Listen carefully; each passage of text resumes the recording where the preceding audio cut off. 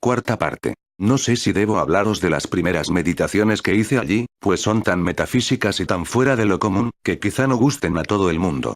Sin embargo, para que se pueda apreciar si los fundamentos que he tomado son bastante firmes, me veo en cierta manera obligado a decir algo de esas reflexiones. Tiempo ha que había advertido que, en lo tocante a las costumbres, es a veces necesario seguir opiniones que sabemos muy inciertas, como si fueran indudables, y esto se ha dicho ya en la parte anterior. Pero, deseando yo en esta ocasión ocuparme tan solo de indagar la verdad, pensé que debía hacer lo contrario y rechazar como absolutamente falso todo aquello en que pudiera imaginar la menor duda, con el fin de ver si, después de hecho esto, no quedaría en mi creencia algo que fuera enteramente indudable. Así, puesto que los sentidos nos engañan, a las veces, quise suponer que no hay cosa alguna que sea tal y como ellos nos la presentan en la imaginación. Y puesto que hay hombres que yerran al razonar, aun acerca de los más simples asuntos de geometría, y cometen paralogismos, juzgué que yo estaba tan expuesto al error como otro cualquiera, y rechacé como falsas todas las razones que anteriormente había tenido por demostrativas. Y, en fin, considerando que todos los pensamientos que nos vienen estando despiertos pueden también ocurrírsenos durante el sueño, sin que ninguno entonces sea verdadero, resolví fingir que todas las cosas, que hasta entonces habían entrado en mi espíritu, no eran más verdaderas que las ilusiones de mis sueños. Pero advertí luego que, queriendo yo pensar, de esa suerte, que todo es falso, era necesario que yo, que lo pensaba, fuese alguna cosa. Y observando que esta verdad, yo pienso, luego soy, era tan firme y segura que las más extravagantes suposiciones de los escépticos no son capaces de conmoverla, juzgué que podía recibirla sin escrúpulo, como el primer principio de la filosofía que andaba buscando. Examiné después atentamente lo que yo era, y viendo que podía fingir que no tenía cuerpo alguno y que no había mundo ni lugar alguno en el que yo me encontrase, pero que no podía fingir por ello que yo no fuese, sino al contrario, por lo mismo que pensaba en dudar de la verdad de las otras cosas, se seguía muy cierta y evidentemente que yo era, mientras que, con solo dejar de pensar, aunque todo lo demás que había imaginado fuese verdad, no tenía ya razón alguna para creer que yo era, conocí por ello que yo era una sustancia cuya esencia y naturaleza toda es pensar, y que no necesita, para ser, de lugar alguno, ni depende de cosa alguna material. De suerte que este yo, es decir, el alma, por la cual yo soy lo que soy, es enteramente distinta del cuerpo y hasta más fácil de conocer que este y, aunque el cuerpo no fuese, el alma no dejaría de ser cuanto es.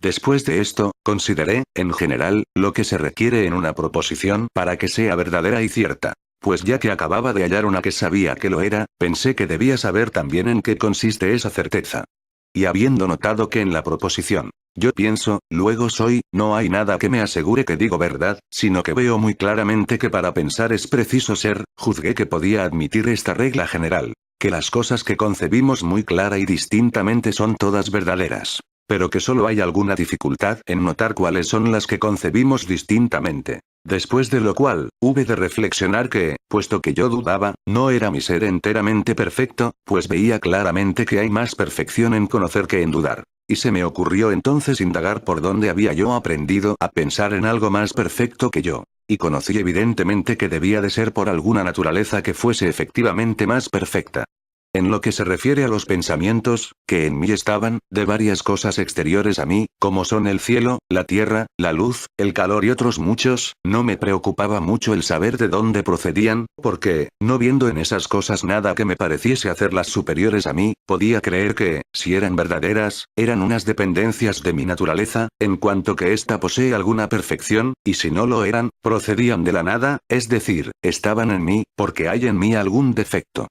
Pero no podía suceder otro tanto con la idea de un ser más perfecto que mi ser, pues era cosa manifiestamente imposible que la tal idea procediese de la nada. Y como no hay menor repugnancia en pensar que lo más perfecto sea consecuencia y dependencia de lo menos perfecto, que en pensar que de nada provenga algo, no podía tampoco proceder de mí mismo. De suerte que solo quedaba que hubiese sido puesta en mí por una naturaleza verdaderamente más perfecta que yo soy, y poseedora inclusive de todas las perfecciones de que yo pudiera tener idea. Esto es, para explicarlo en una palabra, por Dios. A esto añadí que, supuesto que yo conocía algunas perfecciones que me faltaban, no era yo el único ser que existiese, aquí, si lo permitís, haré uso libremente de los términos de la escuela, sino que era absolutamente necesario que hubiese algún otro ser más perfecto, de quien yo dependiese y de quien hubiese adquirido todo cuanto yo poseía. Pues si yo fuera solo e independiente de cualquier otro ser, de tal suerte que de mí mismo procediese lo poco en que participaba del ser perfecto, hubiera podido tener por mí mismo también, por idéntica razón, todo lo demás que yo sabía faltarme, y ser, por lo tanto, yo infinito, eterno, inmutable, omnisciente, omnipotente, y, en fin, poseer todas las perfecciones que podía advertir en Dios.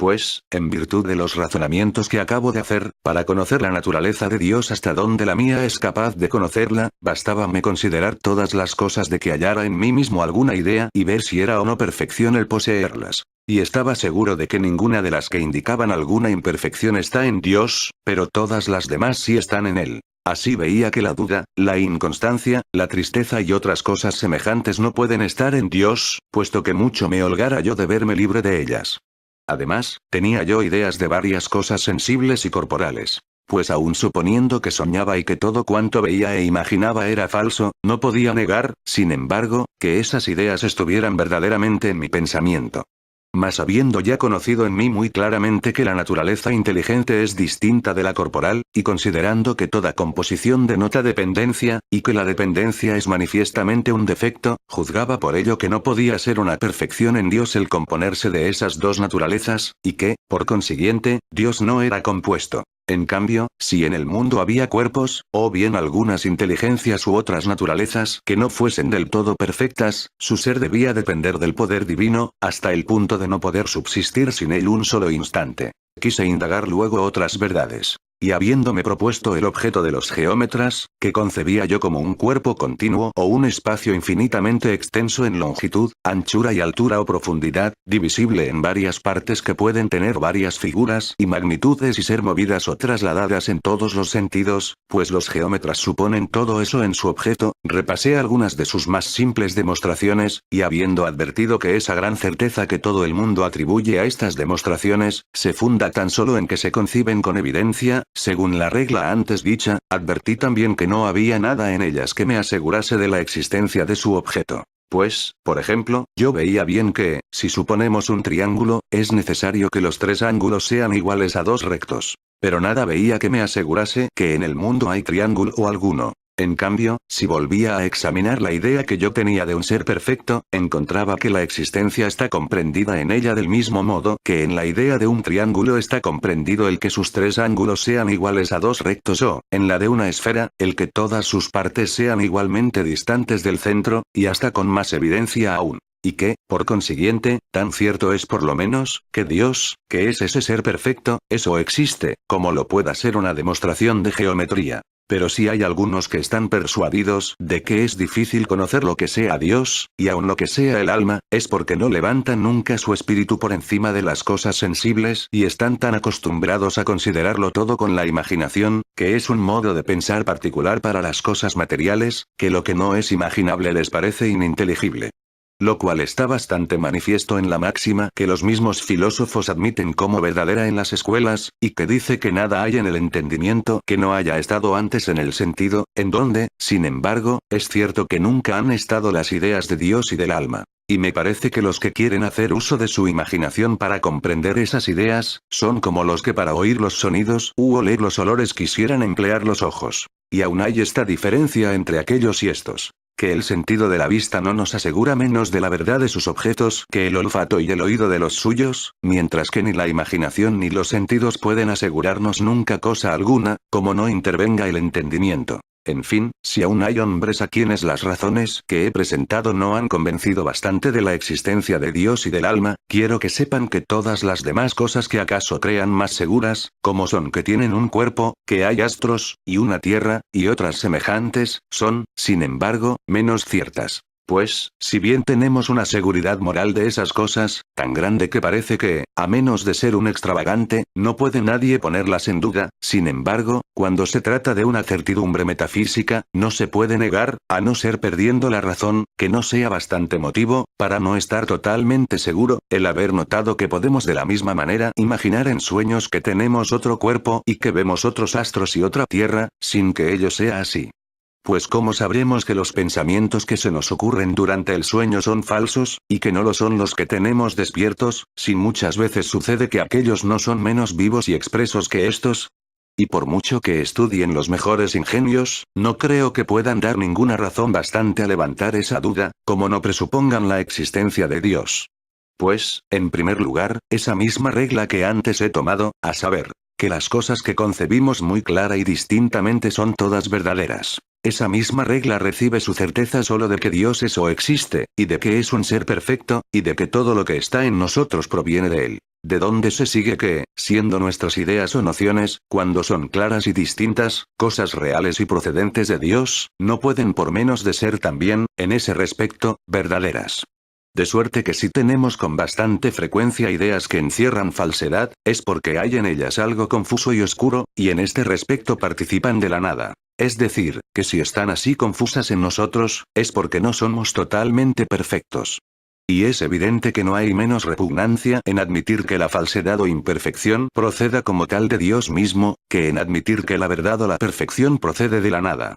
Mas si no supiéramos que todo cuanto en nosotros es real y verdadero proviene de un ser perfecto e infinito, entonces, por claras y distintas que nuestras ideas fuesen, no habría razón alguna que nos asegurase que tienen la perfección de ser verdaderas. Así, pues, habiéndonos el conocimiento de Dios y del alma testimoniado la certeza de esa regla, resulta bien fácil conocer que los ensueños, que imaginamos dormidos, no deben, en manera alguna, hacernos dudar de la verdad de los pensamientos que tenemos despiertos.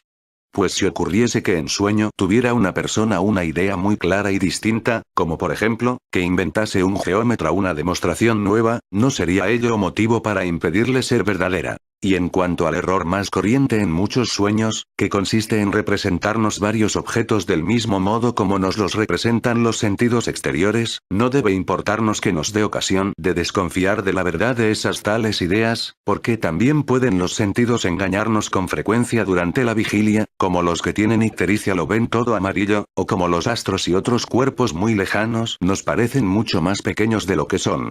Pues, en último término, despiertos o dormidos, no debemos dejarnos persuadir nunca sino por la evidencia de la razón. Y nótese bien que digo de la razón, no de la imaginación ni de los sentidos. Como asimismo, porque veamos el sol muy claramente, no debemos por ello juzgar que sea del tamaño que le vemos. Y muy bien podemos imaginar distintamente una cabeza de león pegada al cuerpo de una cabra, sin que por eso haya que concluir que en el mundo existe la quimera, pues la razón no nos dice que lo que así vemos o imaginamos sea verdadero. Pero nos dice que todas nuestras ideas o nociones deben tener algún fundamento de verdad. Pues no fuera posible que Dios, que es todo perfecto y verdadero, las pusiera sin eso en nosotros. Y puesto que nuestros razonamientos nunca son tan evidentes y tan enteros cuando soñamos que cuando estamos despiertos, si bien a veces nuestras imaginaciones son tan vivas y expresivas y hasta más en el sueño que en la vigilia, por eso nos dice la razón, que, no pudiendo ser verdaderos todos nuestros pensamientos, porque no somos totalmente perfectos, deberá infaliblemente hallarse la verdad más bien en los que pensemos estando despiertos, que en los que tengamos estando dormidos.